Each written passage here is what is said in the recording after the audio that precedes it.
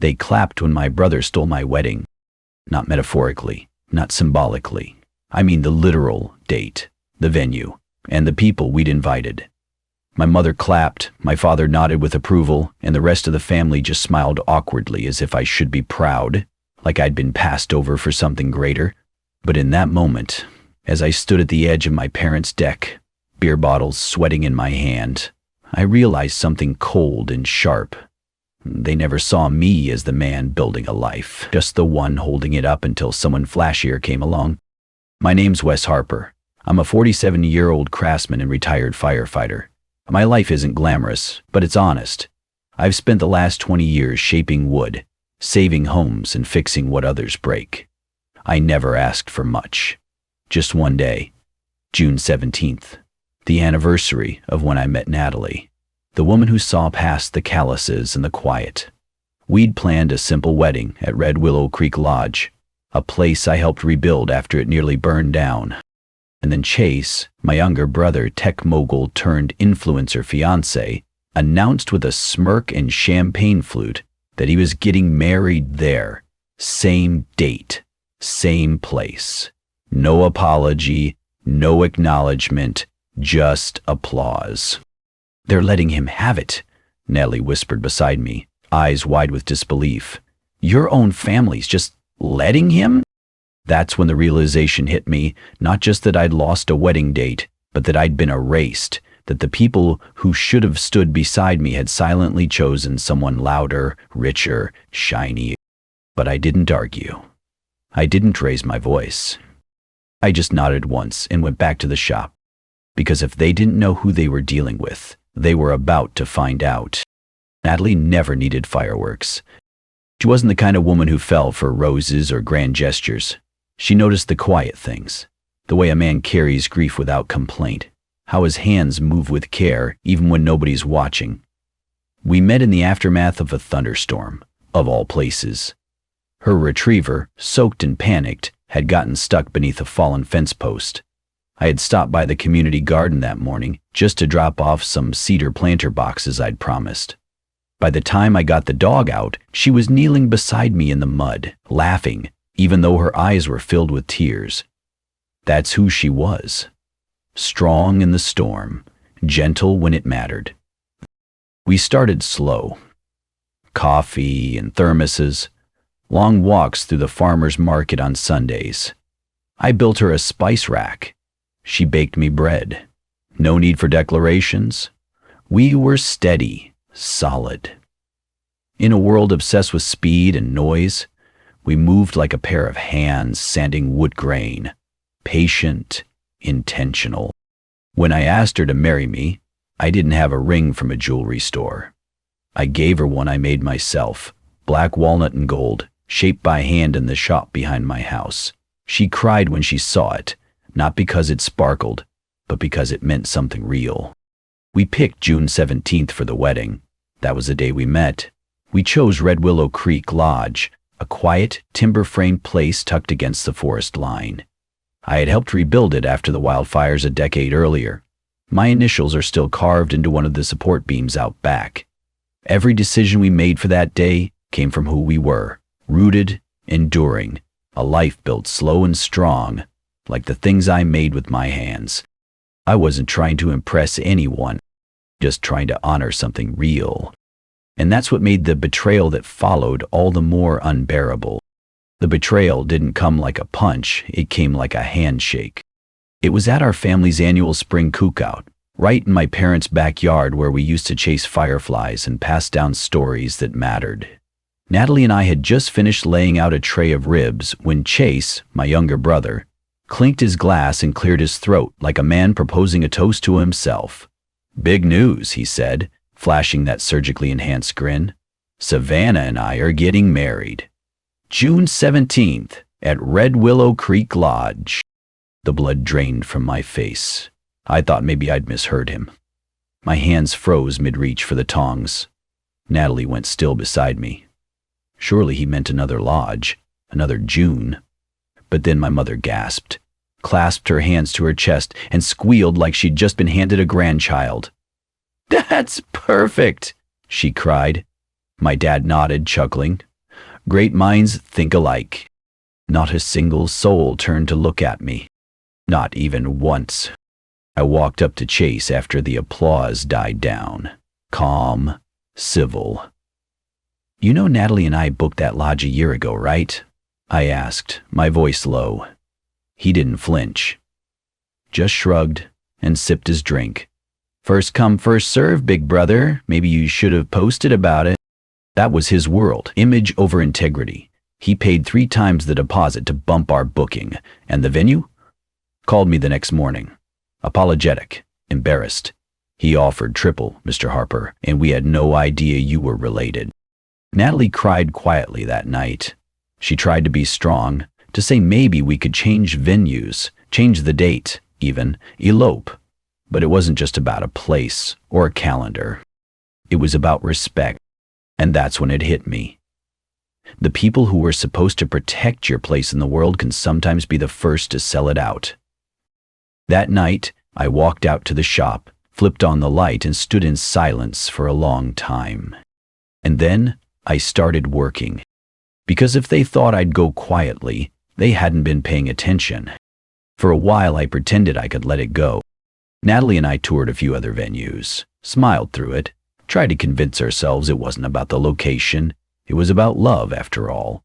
But every bouquet we considered, every song we picked, every conversation about tablecloths and seating charts, it all felt hollow, like planning a birthday party in a stranger's house. I'd walk past the original plans, pinned above my workbench, the sketches I made for the altar, the arbor, the ring box, and feel a slow simmer build in my chest. Then came the final insult. A glossy invitation arrived at our mailbox. Cream cardstock, gold lettering, sealed with Chase's initials. Wesley, you and Natalie are invited to our wedding at Red Willow Creek Lodge, June 17th. Formal attire, reception to follow. No apology, no acknowledgement, just assumption. Like we were afterthoughts in a story he now claimed as his own. Natalie found me that night in the shop staring at a pile of walnut boards. She placed a hand on my shoulder. We don't have to fight this, she whispered. We could just walk away. I looked at her and saw the pain behind her eyes, not from the wedding plans, but from watching me disappear.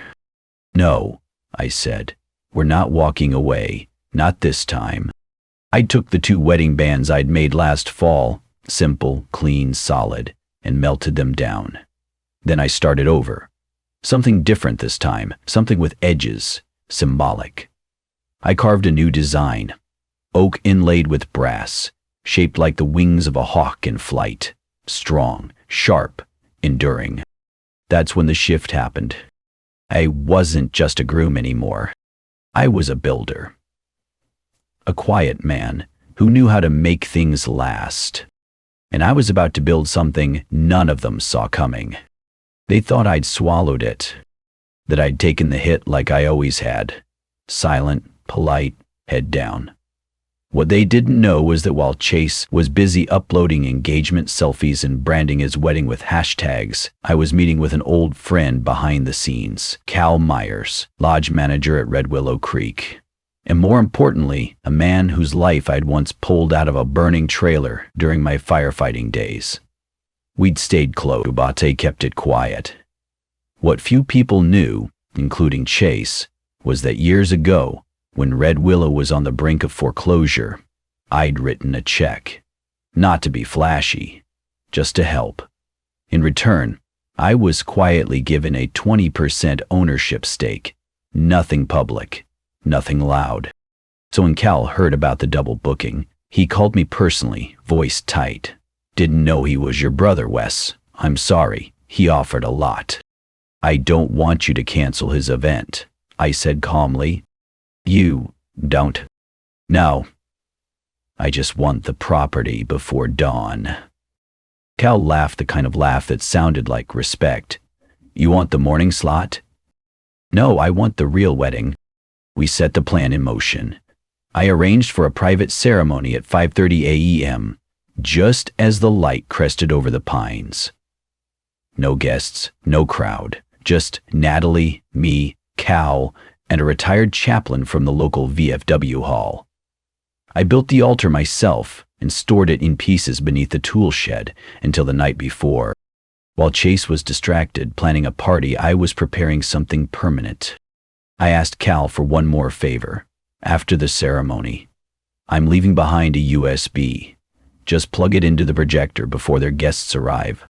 What's on it? He asked. Proof. Proof. Not anger, not revenge. Just truth. Photos of our wedding in the quiet light. Clips of us reading vows beside the water. A single message carved into wood. Love doesn't need a spotlight, only roots. Then I kissed my bride, folded up the arbor, and disappeared. Let them have their stage.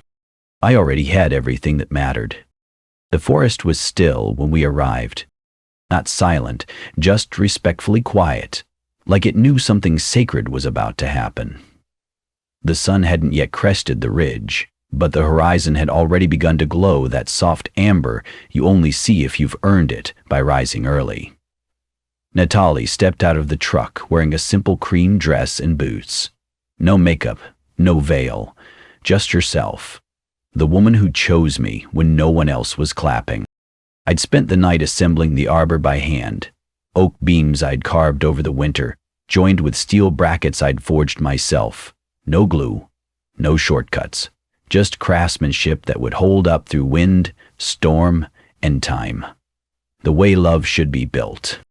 Cal was already there, keeping watch from the deck with a mug of black coffee.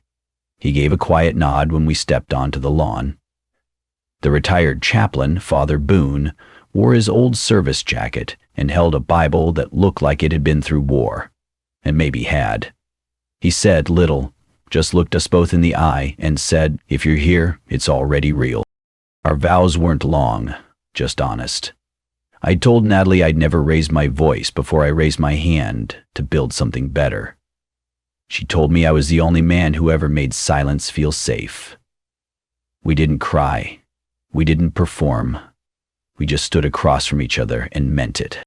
When it was time to exchange rings, I pulled them from a cedar box, shaped like a firefighter's axe handle. Hers had a line of walnut through the middle. Mine had her initials burned just beneath the band. When we placed them on each other's hands, it didn't feel like starting something. It felt like coming home. We kissed, and the breeze picked up just enough to stir the trees. No applause, no cameras, just the sound of a creek moving behind us, like it had long before us and would long after. By 6:30, we were gone. But before I left, I handed Cal the USB and a small wooden sign. On the back it read, "The wedding already happened. The love already won." By noon, the gravel drive at Red Willow Creek was lined with black SUVs, champagne-colored sedans, and enough custom-tailored suits to make it look like a political fundraiser. Chase's wedding was set to be the event of the summer, at least according to the influencers he invited. Guests stepped out, confused to find no greeters, no music, and no sign of a wedding coordinator. Instead, the lodge doors were closed, the entrance flanked by a small wooden sign. "Welcome to the celebration. Please proceed inside." Inside the lodge, silence gave way to a dimmed room and a projector screen already running. One by one, guests took their seats. Chase's fiancée, Savannah, appeared just as the first video began to roll. Soft music playing over crisp footage of my wedding, shot just hours earlier. The camera panned across the altar I'd built, the rings I'd carved, and Natalie's face as she smiled in the morning light. The silence in the room thickened with every second. On screen, we exchanged vows beneath the oaks. The closing frame faded to black, then reappeared with one simple message burned into wood. June 17th, Wes and Natalie Harper. The only wedding today. Savannah stood frozen in the center aisle, face drained of color. Chase barreled toward the projector, demanding it be shut off, but Cal stepped out from the back corner, calm, unmoving. "Events already concluded," he said, holding up the booking agreement. "You paid for a party. The owners only allow one wedding per day. Chase's voice cracked, loud and shaking. "You don't know who I am." "I do," Cal said, "but I think you forgot who he is." The guests whispered. A few slipped out. Savannah turned to Chase, her expression caught somewhere between betrayal and nausea. "You told me it was yours," she said. Chase reached for her arm, but she pulled back hard. "You hijacked someone else's wedding and lied to me about it?" Then, in front of everyone, she pulled off her engagement ring, dropped it into his drink, and walked out the door, heels clicking louder than any applause. And just like that, Chase's big day fell apart in the exact way he built it. All show, no substance. Didn't plan to show up. But some things deserve to be seen. By late afternoon, the guests had cleared out. The catering crew stood around confused, and Chase sat alone at a corner table, tie undone, phone buzzing unanswered beside him.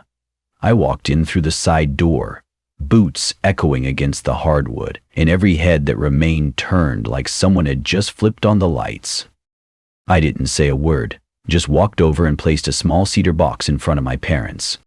My mother reached for it first, hands trembling slightly as she opened the lid.